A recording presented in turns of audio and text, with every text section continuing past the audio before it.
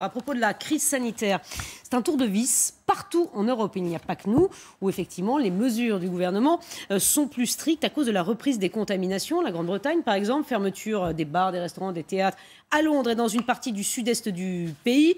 Nous avons un tour de vis aux Pays-Bas.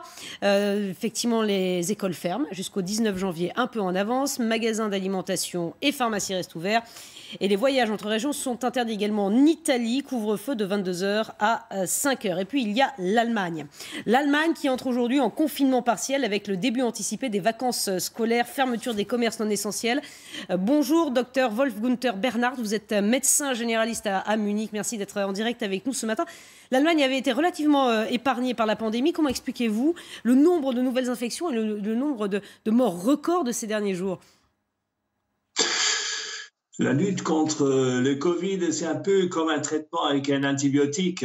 Il ne faut pas seulement trouver le bon antibiotique, éventuellement une combinaison, il faut aussi l'appliquer dans une quantité suffisante. Et c'est évident, c'est logique que ce n'était pas suffisant les mesures qui étaient prises dans les dernières 4 semaines, 6 semaines. Et c'est pour ça ça a repris à nouveau. C'est comme une pneumonie. Quand on traite avec un tout petit peu des antibiotiques, ça diminue un peu, mais après le traitement, ça revient encore plus. Mais docteur, la faute à qui, entre guillemets, aux autorités qui n'ont pas pris les bonnes décisions ou peut-être aux Allemands qui ont relâché la pression ? C'est un peu les deux. Si le gouvernement n'est pas assez strict et qui tient que les mesures ils sont respectées, la population elle lâche un peu et la distance diminue. Les temps de contact, c'est plus Oui,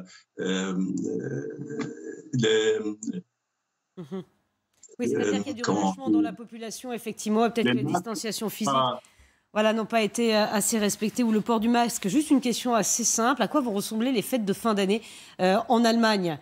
Chez nous, on a le droit de se retrouver, mais avec un nombre limité de personnes, 6 adultes maximum à table, sans compter les enfants, et a priori le 31, rien du tout. Comment ça va se passer en Allemagne, les fêtes de fin d'année ? Les fêtes de fin d'année, Saint-Sylvestre, c'est comme les autres jours, il n'y a pas de relâchement. À Noël, une famille, même si elle est grande, elle peut recevoir 4 d'autres personnes. Les enfants en dessous de 14 ans, ils ne sont pas comptés. Alors, Noël, ça se laisse fêter quand même. Les gens, ils sont contents que c'est au moins ça.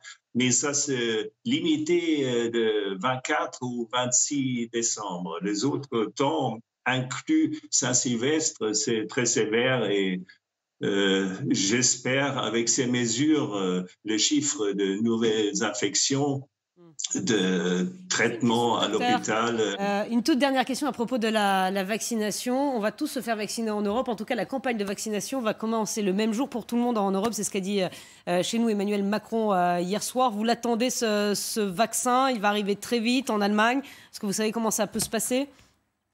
Oui, normalement, ça serait tard et c'est plus tard. On a vu avec l'aéroport de Berlin. Mais là, avec les vaccins, au lieu de commencer le 29, je pense, l'acceptance de cet vaccin, ça va être une semaine avant. Et c'est possible que déjà le 24, ça commence à se faire vacciner. Le 24, vous pensez le 24 décembre, déjà vous comptez sur des vaccinations, docteur ?